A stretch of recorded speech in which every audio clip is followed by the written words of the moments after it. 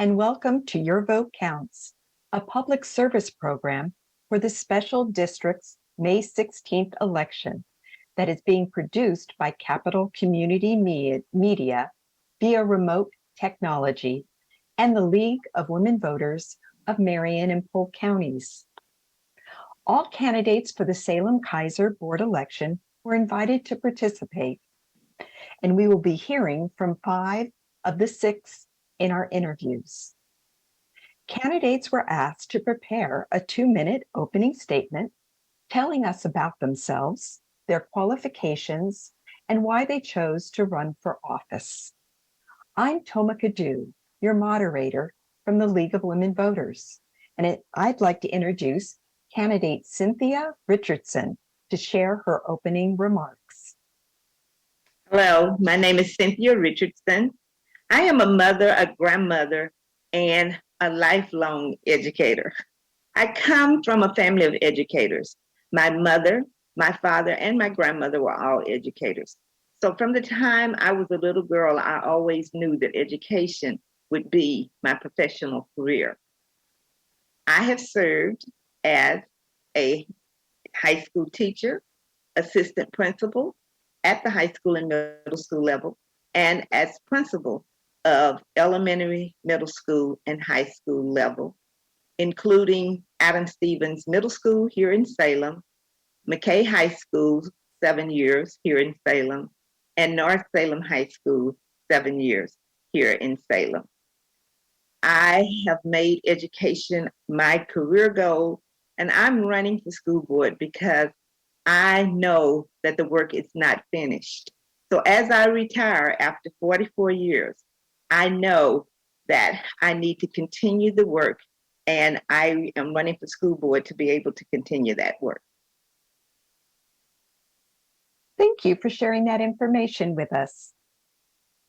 The questions for the candidates were developed in collaboration with the NAACP, AAUW, and the League of Women Voters members. Candidates did not receive the questions ahead of this interview.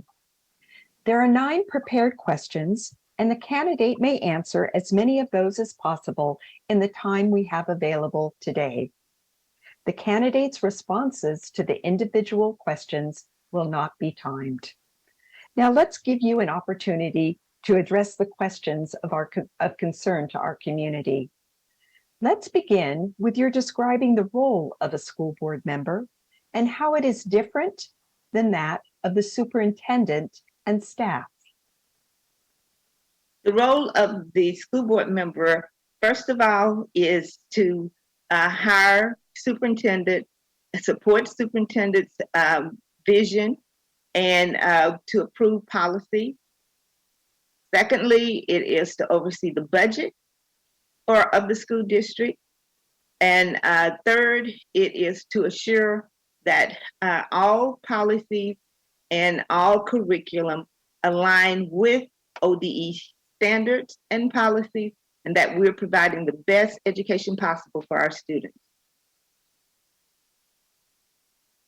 Thank you for that. In several places in the district policy for the school board, it states there's to be regular opportunities for public comment and feedback. What has the current school board done well in hearing the public, and what can be improved? During the school board meetings, community members, public entities have had an opportunity to speak or share their concerns. That was closed down, and we do need to come up with a way to improve that. They've been able to send their messages by email. They've been able to Zoom their conversations into the meetings, but it needs to be improved. We need to take care of the people who are not behaving appropriately in the school board meetings so that we can open them back up. Let's turn to a budget question. What will be done to the budget, if anything, to address the concerns of student mental health needs, as well as the needs of our unsheltered youth? Uh, Basically, the budget has to be allocated for uh, those two categories. For mental health, I know our district has hired additional counselors, social workers. Uh, they have hired different positions like CSOCs, community resource specialists, but people that can work directly with those students to help them work through their problems. For the houselessness, uh, we have the McKinney-Vento staff that work tirelessly to assure that we are meeting the needs of the houseless student population. Thank you. How would you direct the superintendent to help our diverse student population that is underachieving in literacy and language acquisition? Basically, those should be the focus of our strategic plan, our school goals from PK through 12. We need to make sure that we are monitoring their assessments, their academic achievement, and find where those gaps are. Uh, Go and continue to work to improve those gaps, to accelerate learning, and to accelerate their academic outcomes. Thank you. What do you look for in the hiring of a superintendent? I look for someone who has um, worked in a school district with a population similar to Salem Kaiser. We are a majority minority school district, someone who truly understands the culture, who possibly speaks the language of the majority of our students, someone who truly uh, understands cultural relevance and make sure that that's a priority in our curriculum, in our professional development, and is someone that is open to making themselves available to the families, listening to them, helping to identify possible solutions for their problems and concerns.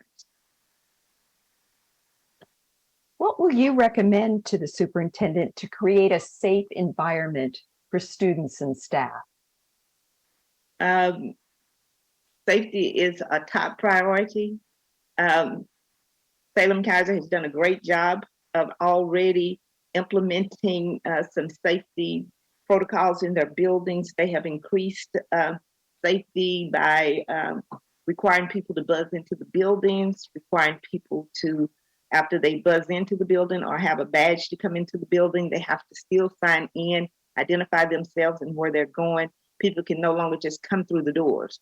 There are some safety precautions for people to have to stop there and sign in and be identified.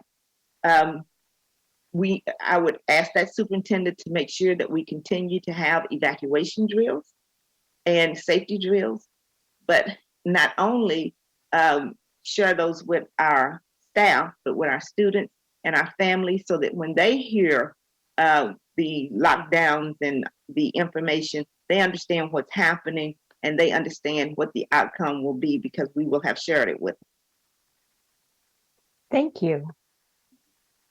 What are some of the barriers, either actual or perceived, to parent involvement and understanding of curricula? And what changes would you make? You said barriers to Barriers, either actual or perceived. um, language is definitely a barrier. We have over 80 something languages spoken in the district, so that is a barrier.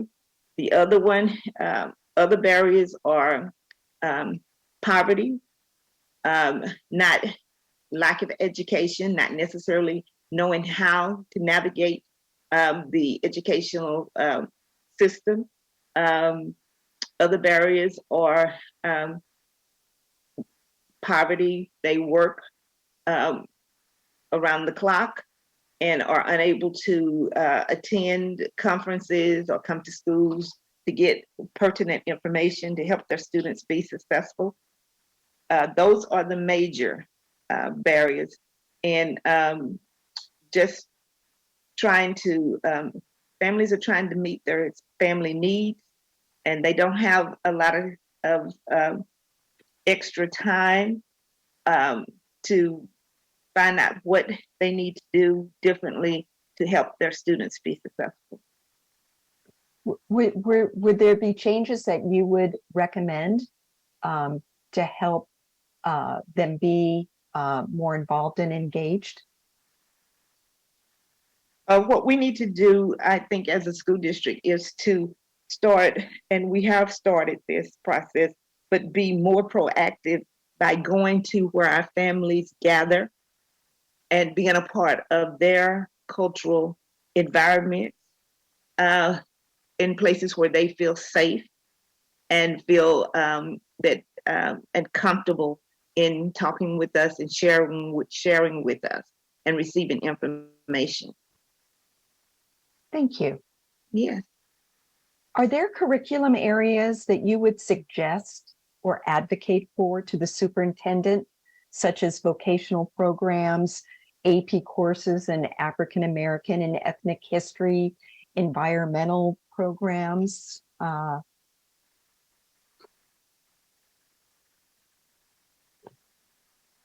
didn't know if you had any more. Oh yeah, I kind of left it there. I apologize.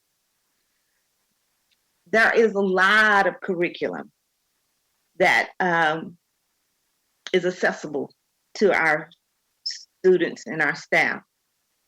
I would say, let's look at ODE standards. What is the required curriculum that we need to have in our schools? And let's make sure that we are covering those subject areas and those topics and meeting the needs of our students and making sure that they are prepared to graduate. Thank you. This is our last question of this interview. What is your position on school resource officers, and would you budget for their return or not? School resource officers are very valuable. Police officers are very valuable, and I want to make sure that people hear that. I was an administrator in a school in Texas and witnessed a school shooting at my school. At that school, we did not have SROs. We called 911, and first responders were there immediately and took care of that shooting. I say that to say that I know that there are about 20 police vacancies right now in Salem-Keizer. And that means to me that our police are needed in other areas of our community to make sure that our community is safe and be accessible to schools as needed. Thank you for that.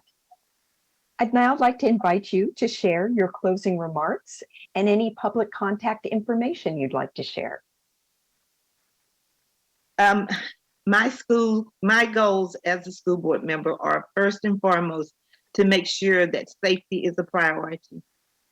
We have a new superintendent this year, and my goal is to make sure that the superintendent's vision aligns with the needs of our students.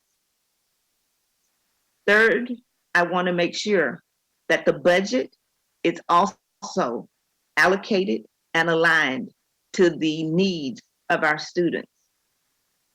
I want somebody that can review data, identify those gaps in learning, make recommendations, and take action on us closing those gaps and improving academic achievement. I bring 44 years of education to this position. I have a history of being successful leading schools. I want to bring that knowledge and experience into the school board and continue to make sure that all of our schools in Salem-Keizer Public Schools are excellent. They have the right curriculum, they have the right leaders, they have the right safety measures, and that students feel safe, welcome, and included. Is there any public contact information you'd like to share, Cynthia? Like my email, is that what you're asking? Or if you have a candidate website? I do, and I don't have it right here with me. I'm so sorry. No worries, no worries. Thank you so much, candidate Cynthia Richardson, for our interview today and for sharing your thoughts. Thank you very much for this opportunity. And thanks to Capital Community Media for their production and technology skills, and to our community groups that provided questions and topics. And thanks to you, the public, for watching this program to become an informed voter. You have until April 25th to register to vote or to make any changes in your registration. Ballots will be mailed out April 26th and will be accepted if postmarked before or on Election Day, May 16th. Elections matter. Remember to vote because your vote counts.